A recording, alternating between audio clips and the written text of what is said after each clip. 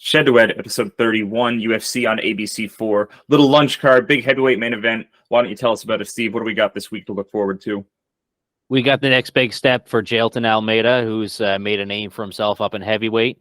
And we also got the next big fight for Anthony Smith and resurging Johnny Walker. So excited to see the direction in which both of those fighters go with their careers. First pick of the week, Jailton Almeida. Let's hop into draft battle for the week. Yeah, you knew that one was coming. My first pick, of course, for Jailton Almeida, and you are fading Chase Sherman in the plus 300 price point. We're talking about Mr. Carl Williams here. Yeah, Jailton Almeida is the number one pick and has been basically every single time that he's shown up in the draft battle here. Very obvious choice, especially given his skill set and given Biggie Boy's skill set there. Two very different fighters, and I think the ground game is going to prevail pretty easily for Almeida. And, you know, Carl Williams, he's an up-and-comer guy, and Chase Sherman, I can't even say he's on his way out. I mean, the dude's been out. They just won't cut him. So they're just giving Carl Williams the easy leg up, making him 2-0 in the UFC. So that's our 1 and 2 here today. Very uncertain draft for me. I started buying insurance as soon as my second pick. So I'm actually fading Carlos Oberg with an E-Hor bet on the sports book because I don't have any confidence on a lot of my picks. I just bought the insurance all the way down the card. Yeah, a lot of this was pretty sketchy. Even the heavy favorites there are a lot of paths for these underdogs to win. I can't go dog heavy in the gambling picks too much because it doesn't usually work out that well. But, you know, I'm also fading Carlos Oberg with E-Hor by KO win there as well. So next down the line, Nathan Levy. I've just been losing too much money on guys making their UFC debuts after, you know, first round knockout magic and stuff like that. And I would just be following suit with Pete Rodriguez. So I'm just taking Nate Levy in the draft and moving on from this one. Third round, I took Court McGee. And again, I bought insurance. I bet Matt Brown on the sportsbook at plus 200. Yeah, that one was a coin flip for me. I was surprised to see these odds so heavily favored on Court McGee's side. Matt Brown is a longtime veteran, and Court McGee is a longtime veteran. Two of them have a lot of wins and a lot of losses on their records. So I could see this one go either way. You know, either guy could come out with the victory here. I'm riding Matt Brown as well in the gambling picks. You know, I it's not that I like him a lot. I just like the odds. And Ian Gary, you know, I've been trying to fade Ian Gary in the gambling picks. I really am tempted to go with D-Rod. I think I've been talked out of it by yourself and Smelly. But, you know, I'll take Ian at this point in the draft with a fair bit of confidence. I'd love to talk about D-Rod later. I think it's very interesting what talent level he's at. D-Rod was matched with Kevin Holland. D-Rod fought Lee the Leech at 170, 180 pounds, whatever. So I think it's a big step up for Ian Gary, but still he's minus 300, man. Yeah, the hype train on Ian Gary is just going to keep rolling until he loses. This one could be the one. You know, D-Rod's a smart fighter. He's got a lot of toughness. He's not really anything that Gary's seen yet. But, you know, Gary is young. He's improving. Every time he gets back in the cage, he looks better. So he's going to look even better than he did last time. And, you know, D-Rod's probably going to be in trouble. Once again, I'm riding both sides of the money line on this fight. This is a can't-lose situation for myself. With Cody Stamann and Douglas Silva, are you really confident that D Silva is not going to get it done? Because I low-key don't really believe in D Silva either. Yeah, it's not that I don't believe in D Silva. It's kind of I like Stamann. You know, he's down a little bit from his normal competition. He's fighting an aging D Silva. You know, he's up 37 years old now. Stamann's still got a lot of gas left in the tank. So I think he's going to take this one away. I think the odds are pretty fair on this line here.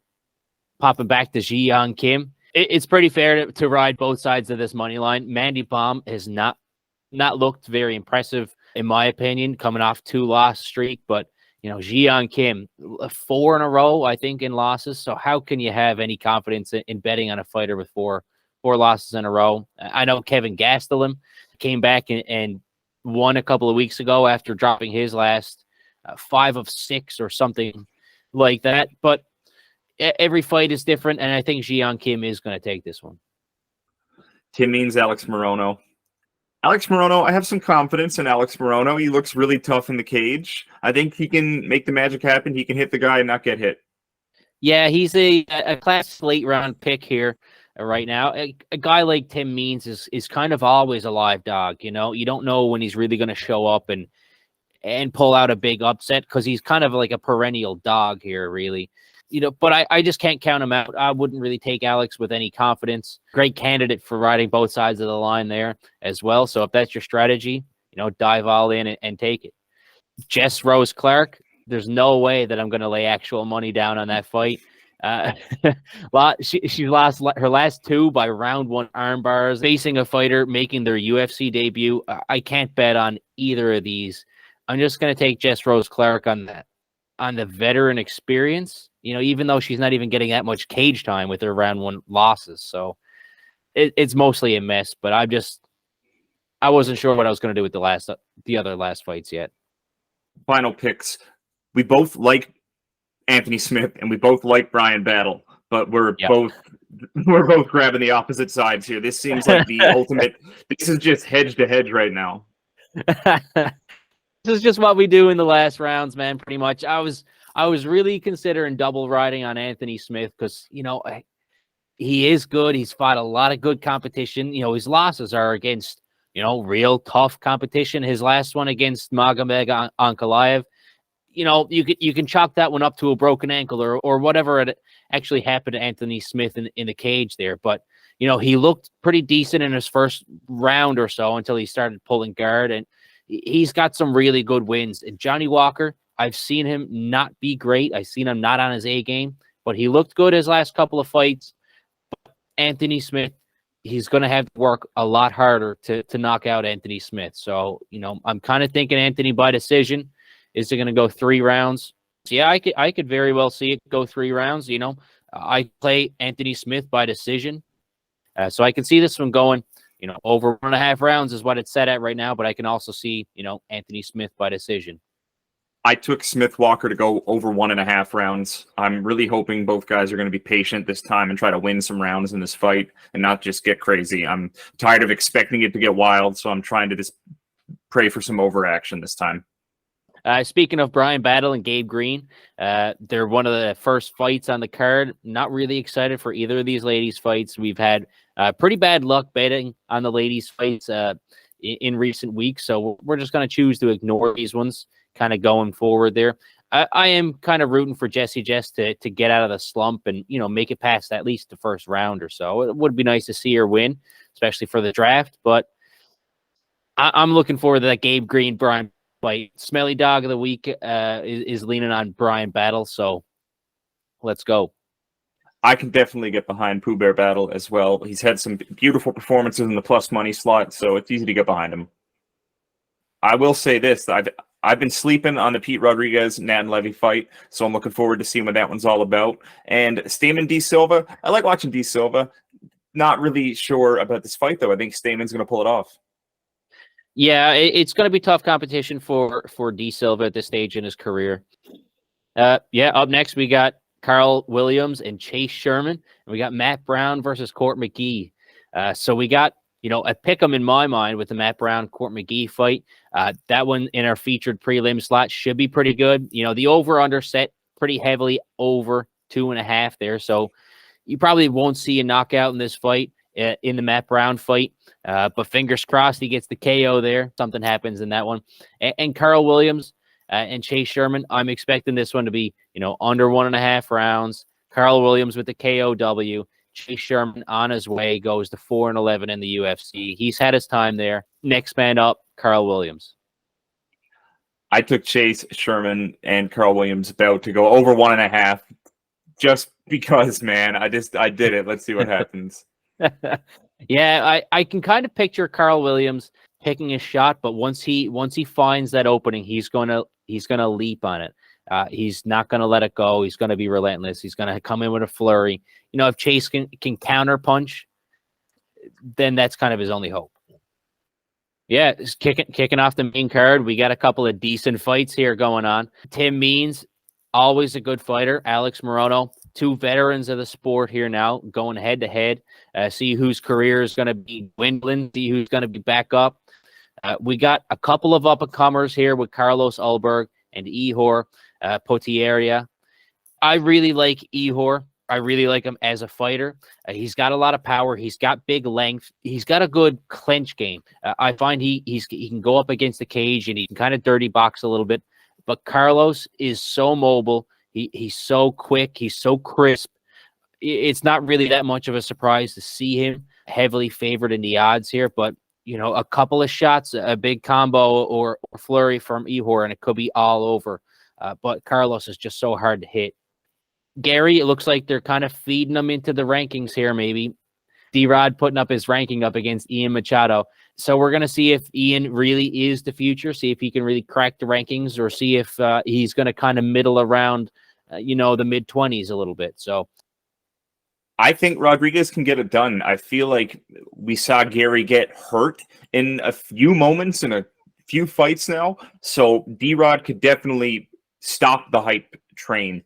Yeah, I mean, the fight could go either way. At the odds, I don't really like the odds for Ian Gary.